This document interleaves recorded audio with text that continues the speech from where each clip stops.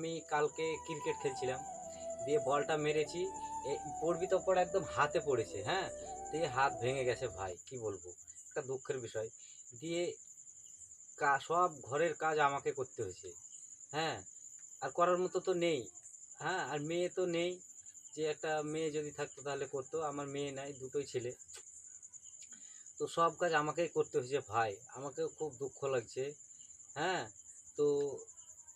যারা বিয়ে করেছেন তাদেরকে বলছি, বউয়ের কাছ থেকে সাবধান, বউয়ের হাত পা যেন ঠিক থাকে, আর যদি কোথাও লাগিয়ে দাও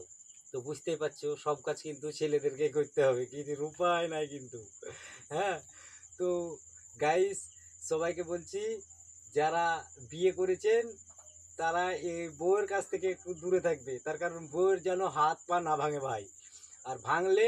জানছই নিজের কাজ সব করতে হবে, ঘরের কাজ, হ্যাঁ, তাছাড়া কে করে দেবে? আর যাদের মেয়ে আছে তাদের তো কোনো ব্যাপার নেই,